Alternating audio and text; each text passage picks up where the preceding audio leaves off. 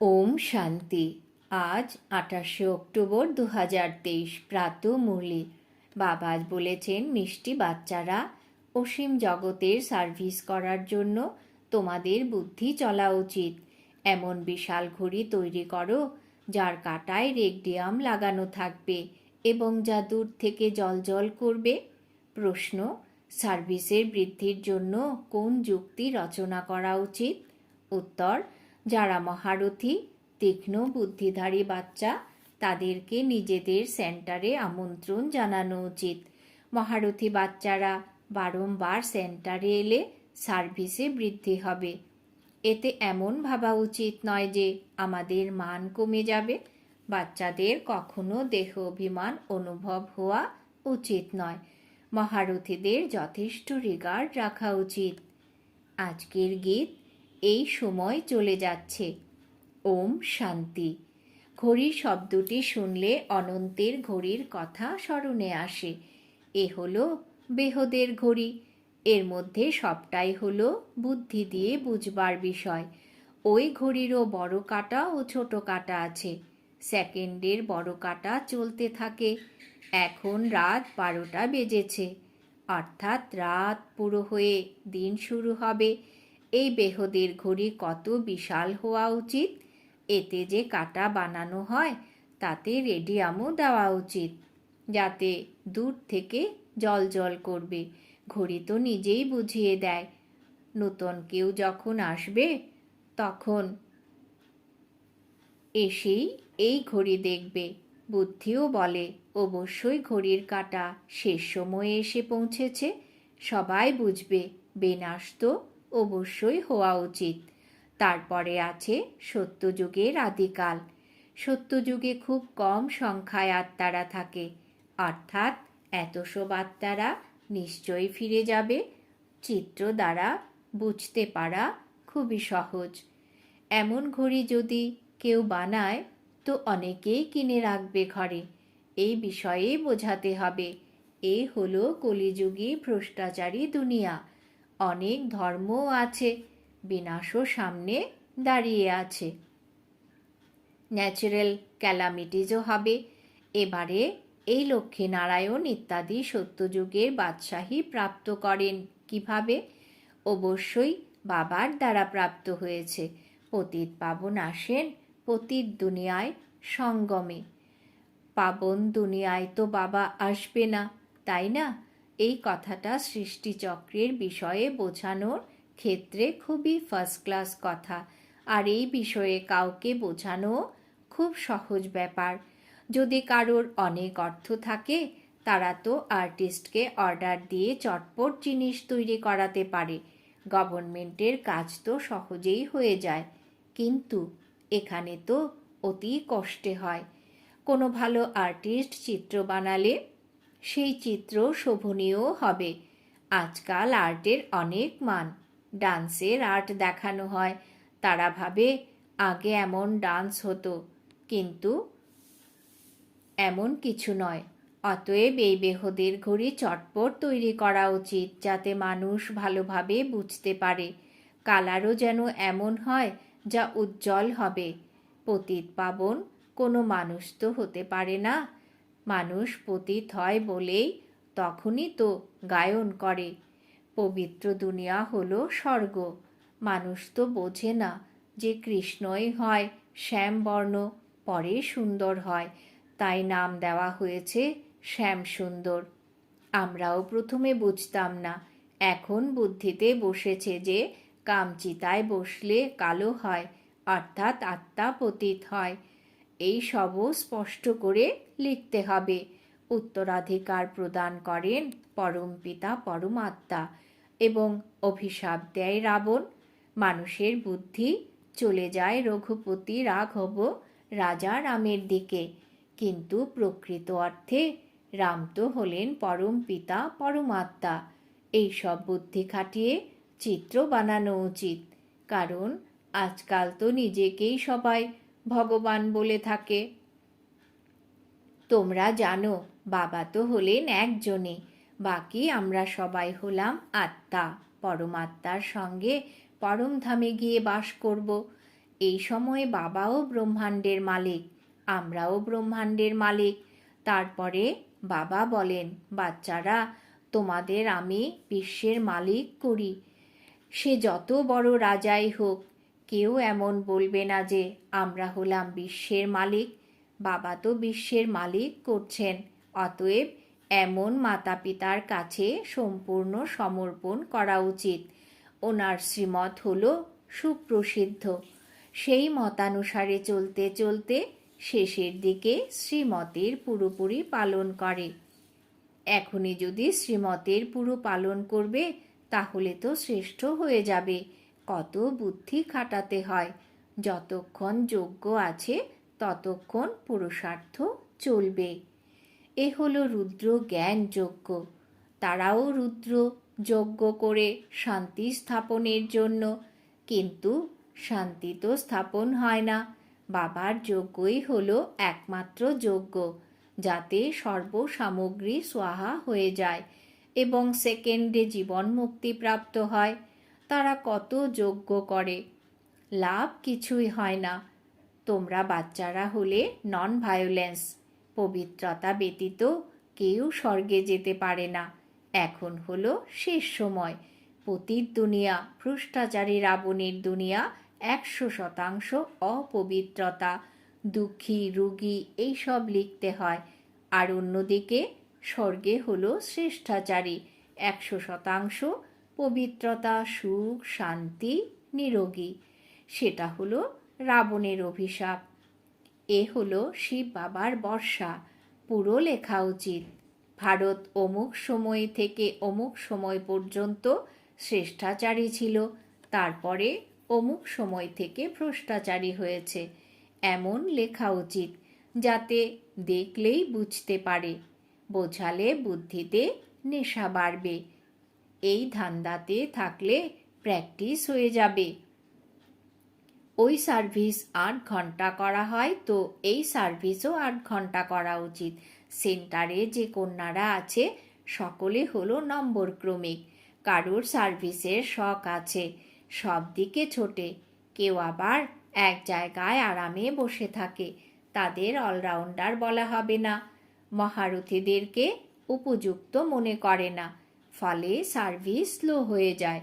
অনেকেরই নিজের অনেক অনেক অহংকার থাকে। আমার মান হোক, অন্য কেউ এলে আমার মান কমে যাবে।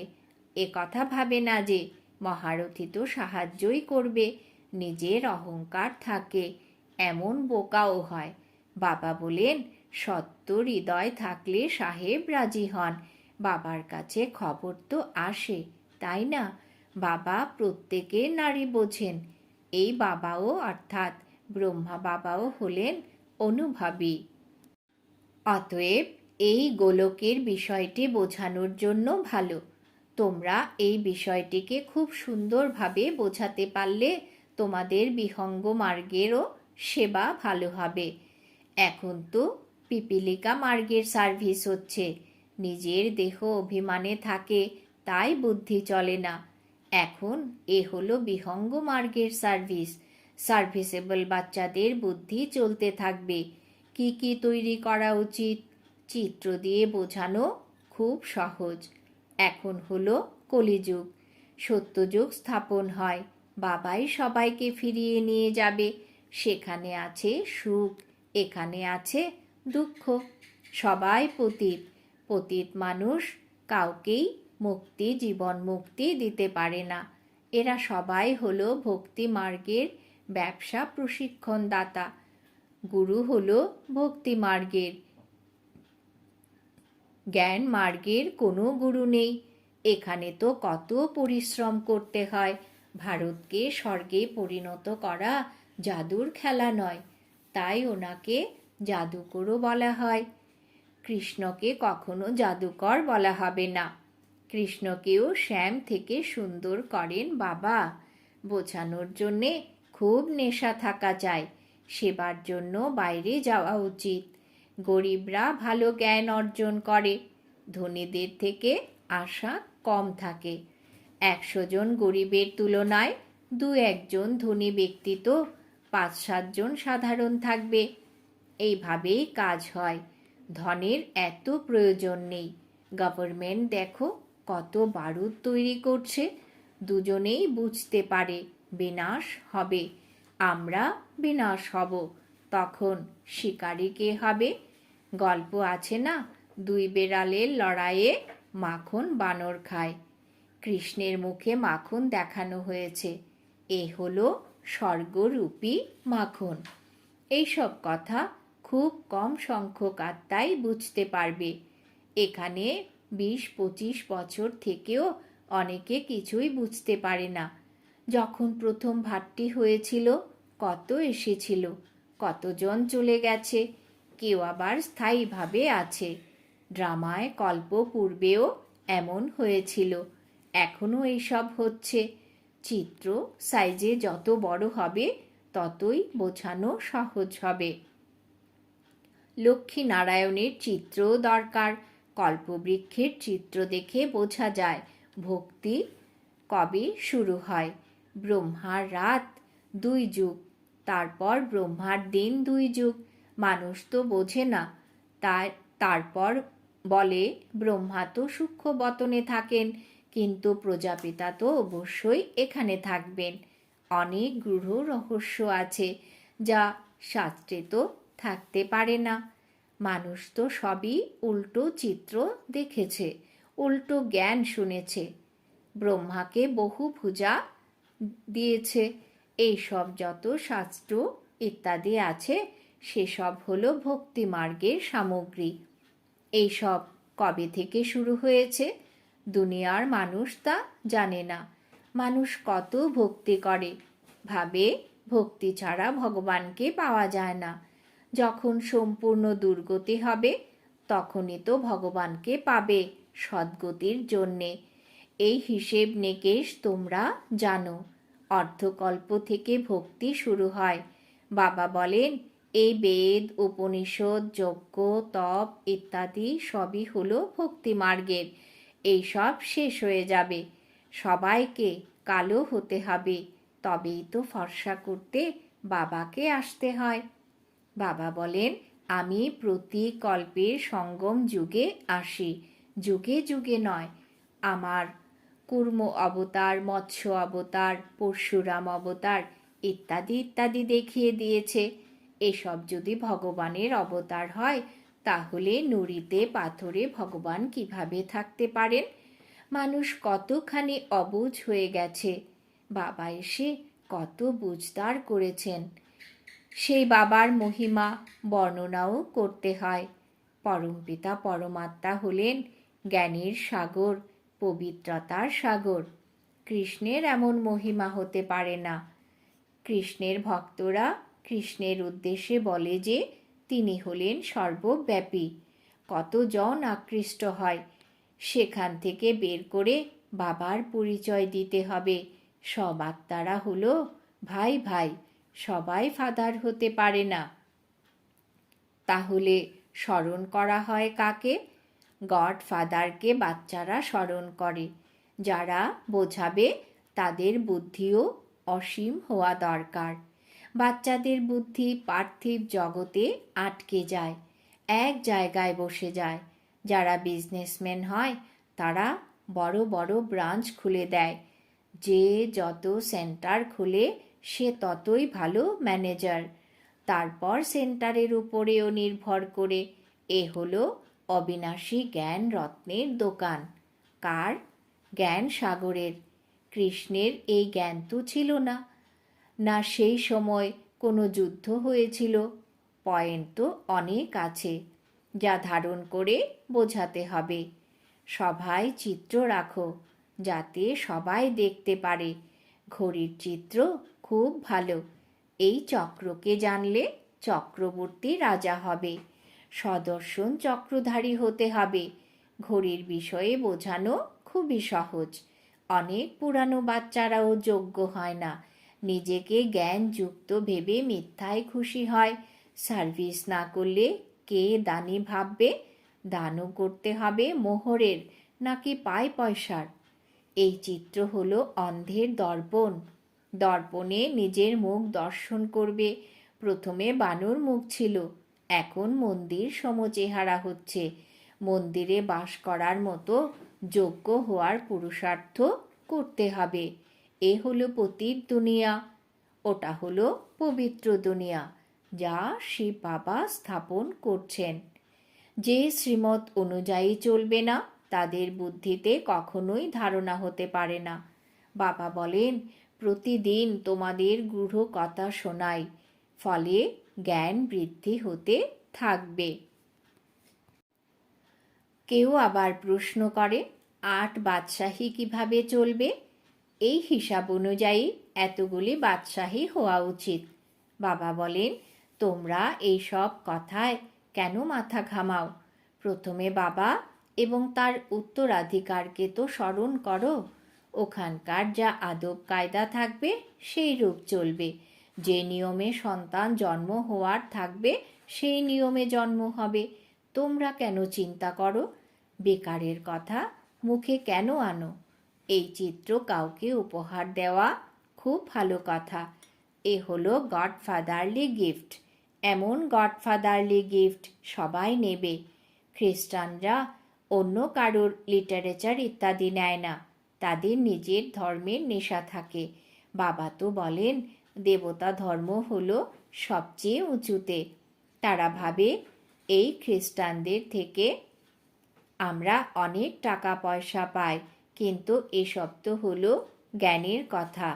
যারা জ্ঞান প্রাপ্ত করে তারাই বাবার অবিনাশী সম্পদের উত্তরাধিকার প্রাপ্ত করে।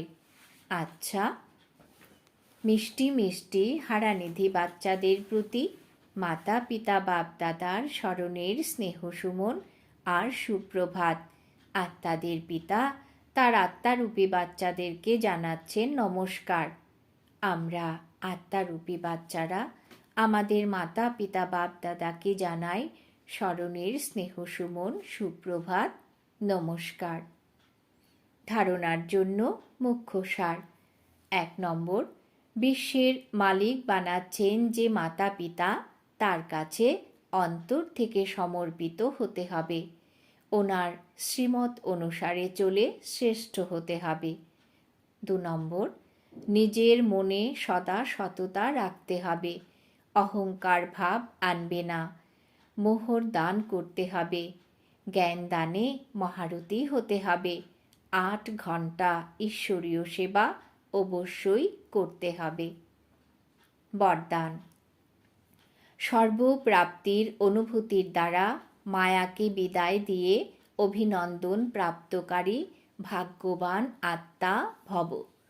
সর্বপ্রাপ্তির অনুভূতির দ্বারা মায়াকে বিদায় দিয়ে অভিনন্দন প্রাপ্তকারী ভাগ্যবান আত্মা ভব। ব্যাখ্যা: যার সাথী হলেন সর্বশক্তিমান বাবা, তার সর্বদাই সর্বপ্রাপ্তি হতে থাকে। তার সামনে কখনো কোনো প্রকারের মায়া আসতে পারবে না। যারা প্রাপ্তির অনুভূতিতে থেকে মায়াকে বিদায় দিয়ে দেয়, তারা বাপ দাদার দ্বারা সর্বদাই অভিনন্দিত হয়। তো সর্বদা এই স্মৃতিতে থাকো যে স্বয়ং ভগবান আমাদেরকে অভিনন্দন জানাচ্ছেন। যেটা কোনো দিন ভাবিনি সেটা পেয়ে গেছি, বাবাকে পেয়ে গেছি, সব কিছু পেয়ে গেছি। এইরকম ভাগ্যবান আত্মা হয়েছ। স্লোগান: সচিন্তন আর প্রভু চিন্তন করো, তো ব্যর্থ চিন্তন সততই সমাপ্ত হয়ে যাবে। সচিন্তন আর প্রভু চিন্তন করো, তো ব্যর্থ চিন্তন সততই সমাপ্ত হয়ে যাবে। আজকের সমান: আমি ভাগ্যবান আত্মা। ওম শান্তি।